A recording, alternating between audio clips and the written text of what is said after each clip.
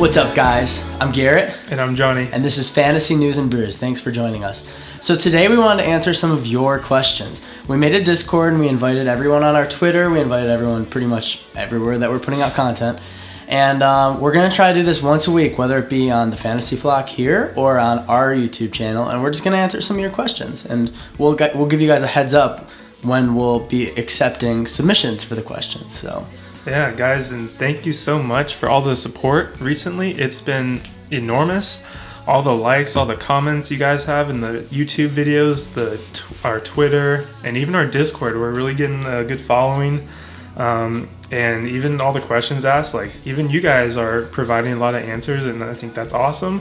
Yeah, everything's up for discussion, and keep it coming. It's turning into exactly what we want. What is a community where we all just talk and hang out, and it's just talking fantasy. I mean, what's better than that? Mm-hmm. Less work for us. Yeah, I mean, less work for us, but I mean, we're always in there answering. And if you're ever in the Discord and you wanted to ask a question, you can always add us, and we'll always get back to you.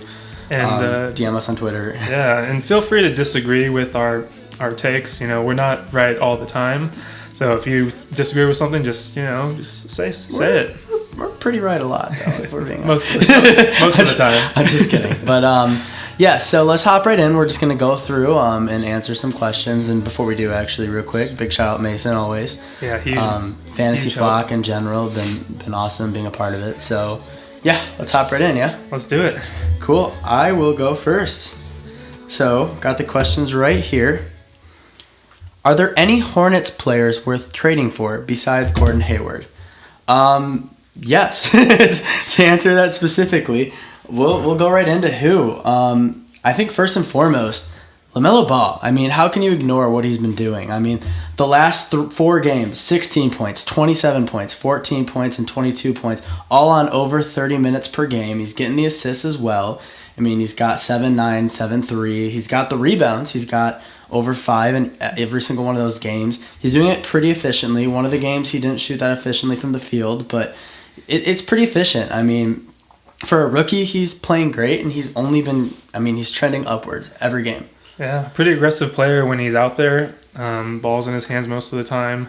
Currently, I think he's the leader for Rookie of the Year on most sports books. Yes. So that's good to see. It's debatable in my mind, but I think that he is, it's 1 and 2 with him and Halliburton. Yeah, absolutely. And so I think that if you, when you ask a question like, is this player worth trading for?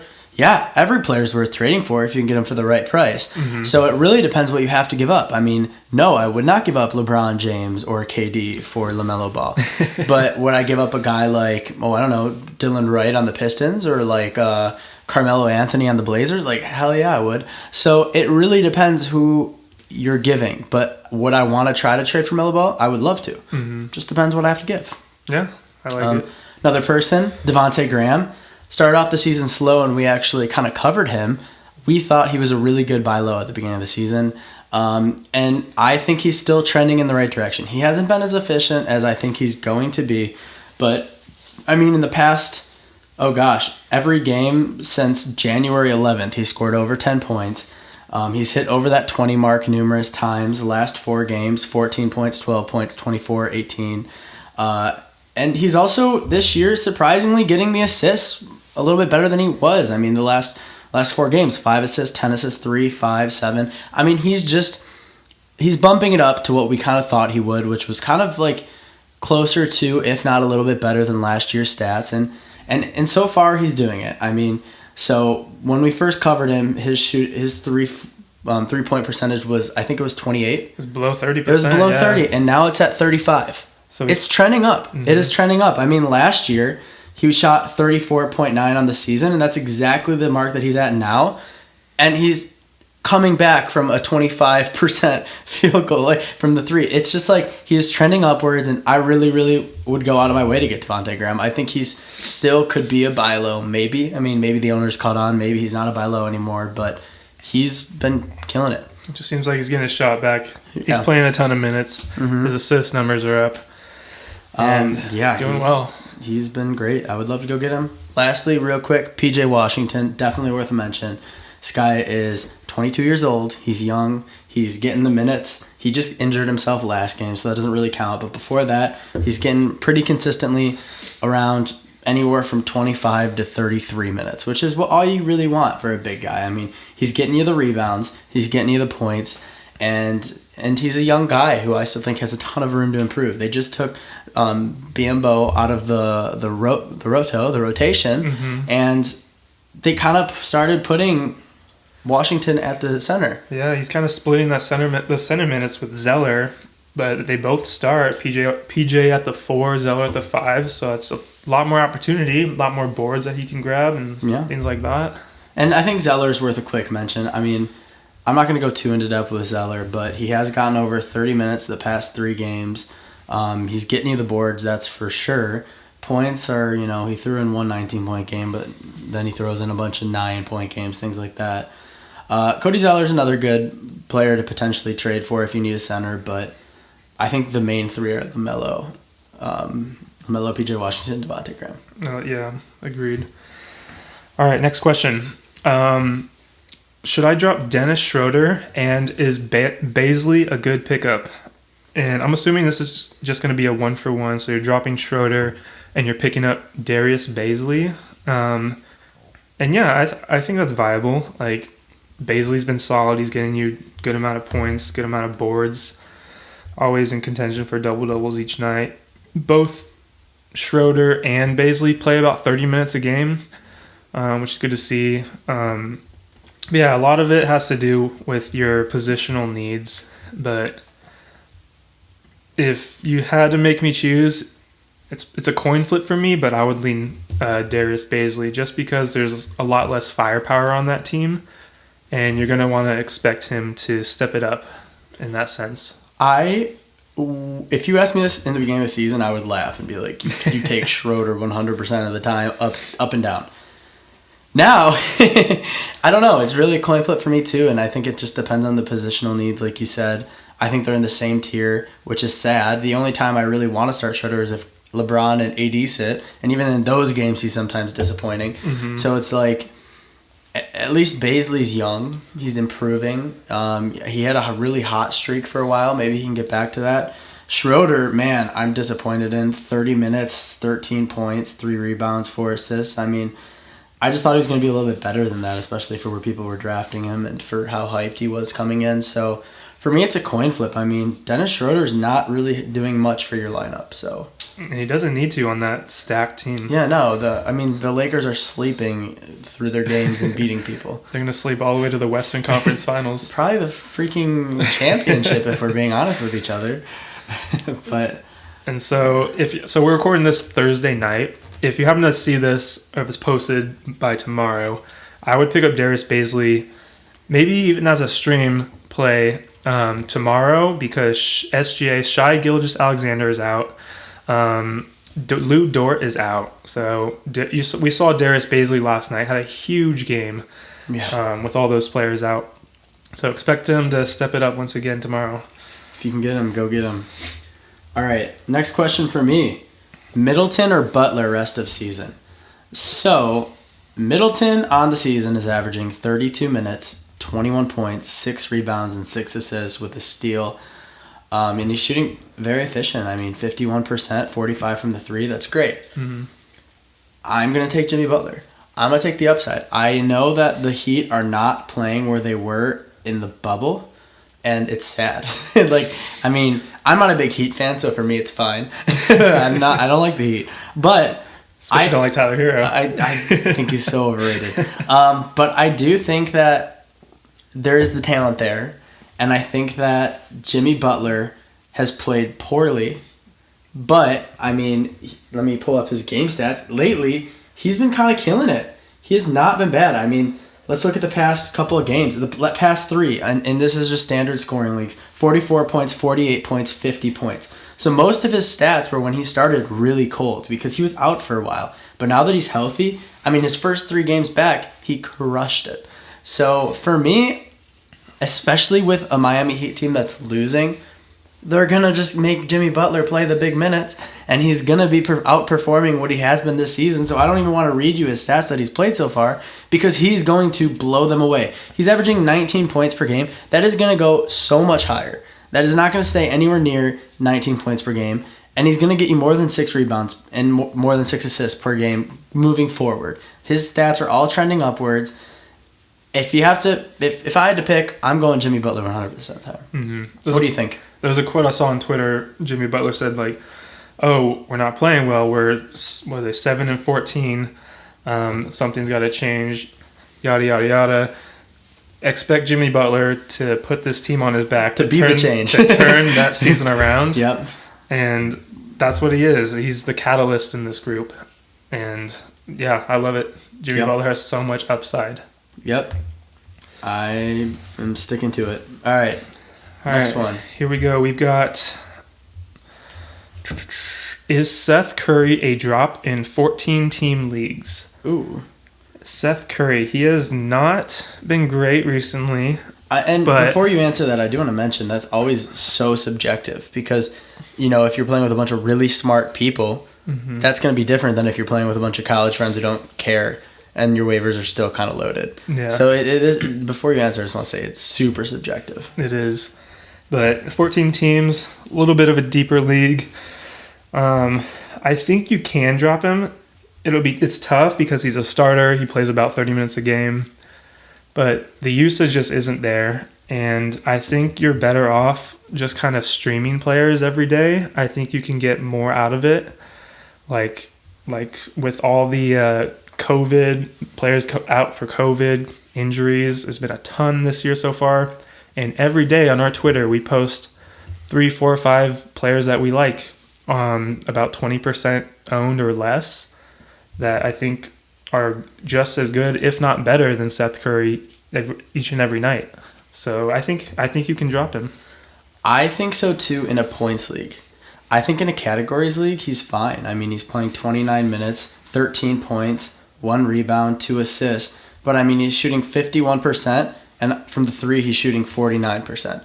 So I think if in your categories league and you're in a 14-person league, he's not a bad person because he's so efficient. I mean, mm-hmm. only 1 turnover.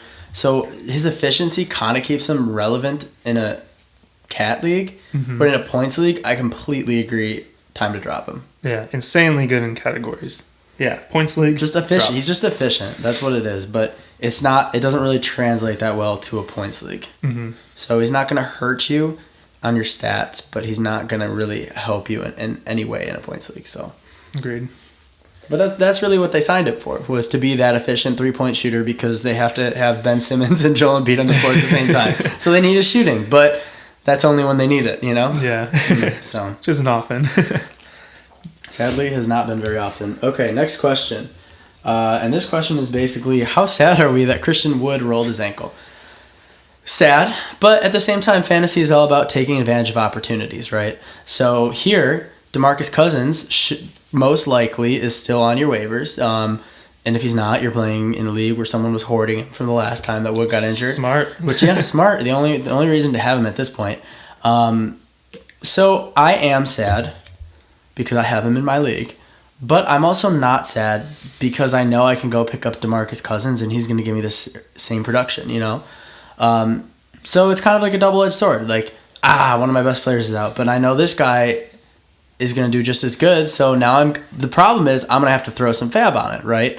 Because I'm going for it. Because everyone in your league's going for it. When you hear Christian Wood's out and then DeMarcus Cousins put up a 50-point fantasy game last time Wood was out, you're going to have to outbid people. But if you can get him, then I'm not sad at all. If you don't get him, then I am sad. Mm-hmm. So, I mean, prayers up. Hopefully Wood's good. Yeah. Hopefully he's back soon.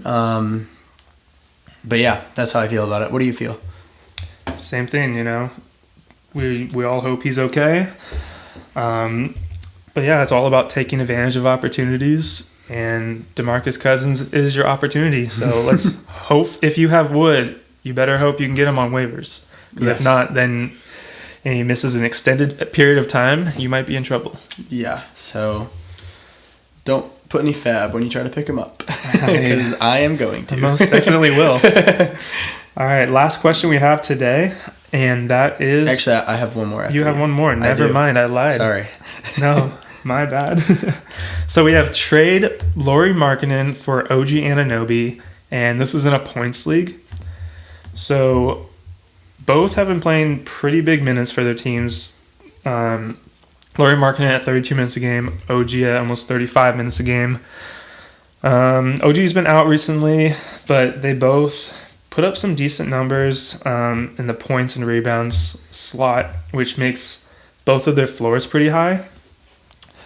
Again, this is kind of situational on positional needs, but I would have to lean Lauri Markkanen just because he has bigger upside. I think he can get you. He averages more points per game than OG, more boards per game than OG, and I think the Bulls play at a much faster pace than the Raptors. And so there's just more opportunity for points and boards for him. So that's my take on that. What do you think? I might take the flip side. And if you asked me in the beginning of the season who I would take between the two, it's similar like earlier, I would laugh and I'd say Lauri Markkanen 100% of the time. Man, OG Anunoby. Before he got hurt, let's just exclude the game he got hurt in. That doesn't count. Before that, in a standard scoring points league, 51, 32, 33, 36, 33, 29, 31. The consistency, it's there. It's so there. And it looks like it was only going up. And they're both young dudes. They're both, I think, 23. Mm-hmm. I thought Lauri Markkanen had more potential. And don't get me wrong, Lauri Markkanen is great. He's not a bad player by any means. I mean, his past couple games, he had a dud last game, but before that, 41, 41, 27. To me, it just seems like they're both young, high potential players, and I think OG is just in a better situation. I think for fantasy purposes, that is. I mean, for this one, it's almost flip a coin for me. It's really tough. It's so tough. This is two players that have both been just trending up. Mm-hmm. So, I mean... You can't. I don't think you can go wrong with either one. I think I would just keep who I had. Yeah. I wouldn't try to trade unless I really needed it positionally. I would just keep who I had so I didn't regret if the other one boops off. Mm-hmm. I mean, to me, they're both like the exact same tier player. Yeah. But OG is small forward eligible, however. And that is nice. We know that's not a deep position. I believe Markkanen is center eligible. Center power forward? I think so. So there you go. You get a little versatility. Yeah, there. What position do you need? But yeah, coin flip. I lean Markkanen a little bit. He leans OG, so therefore can't go wrong either way. Either way, I mean, this is just a dead even trade to me, and pick which position you need better or which team you want to watch more. All right, now let's get this one right. Last question. Last question. All right. So basically, who do I want between Bojan Bogdanovic, Anthony Edwards, and PJ Washington rest of season? Just for the sake of this question, I'm going to assume it's not a dynasty league because it just says rest of season. Because if it was dynasty, Anthony Edwards. Mm-hmm. So for this season, I mean, Bojan's been playing pretty great. He's been kind of doing better. He's been basically picking it up, and he's been doing a little bit better than I thought he would. So, I mean, his past couple of games, he has 28, 29, 38, 37. Then there's some duds thrown in there. Bojan's kind of that. If he doesn't really score, he's not really going to get you much. Mm-hmm. And you're relying on his scoring. Those kind of players scare me a little bit. I hate having those kind of players on my team. Yeah, they're scary because if they have an off shooting night, you're not getting anything. Mm-hmm. You're getting a 10-point game that he got or a 15-point game before that. Mm-hmm. And then he turns it on and you'll get a 37-point game. So it's just like those kind of players scare me a little bit. But all of these players are somewhat like that. Anthony Edwards, he has kind of been turning it up.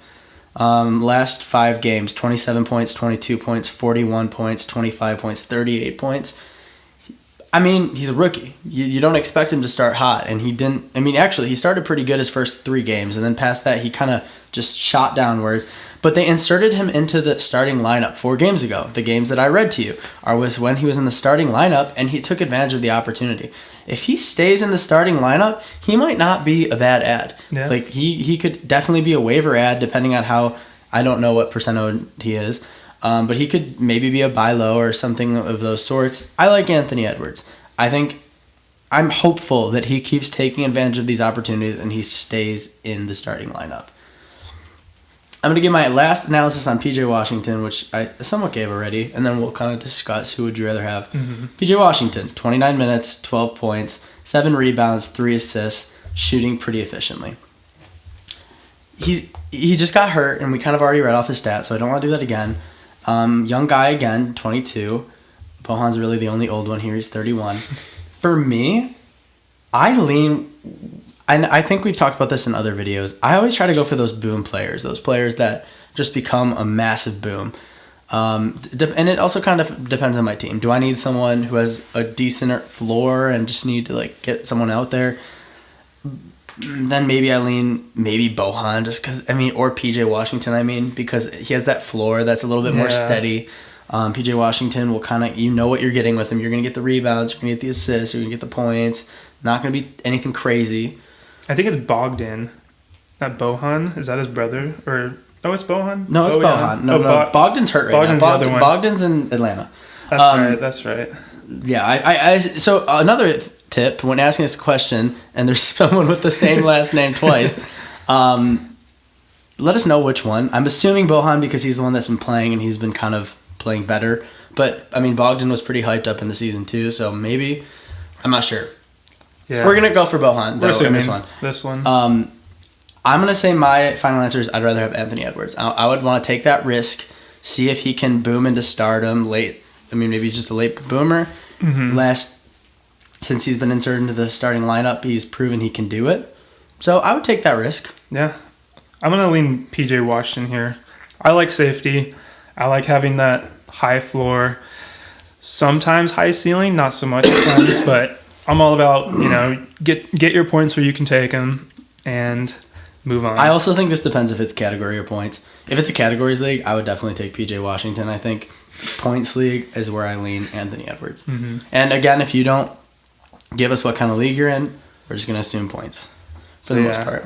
So, in conclusion, I think we throw out Bogdanovich here and go for Washington. He just doesn't provide anything but scoring, and that's just not... cool with me. Yeah. I want a player to get some rebounds here and there, Right. Get some assists, something. A bit risky. No, he doesn't do much of any of that, but he does turn it over a little bit. Okay. Right. I think that was pretty much everyone's question. Yeah. Guys, thank you so much. Oh. And keep sending those questions our way. We're going to do this about once a week, like Garrett said in the beginning. Mainly on our Discord, so if you're not in our Discord yet, join. It is awesome. And yeah, we'll do what we did. We'll just shoot out like for the next 30 minutes, we're gonna answer anyone's question in a video, like we did today. And we took the first however many we posted, and we did it. We were true to our word. Yeah, we'll break it down for you, go a little in depth and as to why and all that stuff. And we'll always answer questions on Twitter, so follow us there, ask us anything. Yeah. All right, cool. Well, hey, if you guys like our content, please subscribe down below to the Fantasy Flock Network. Follow us on Twitter. Drop a like here and there. Check out our YouTube. We're posting there on a regular basis now, and that's awesome. And I think that's all. That's about it. Yeah, so thank you guys so much. We appreciate it, and we'll see you next time.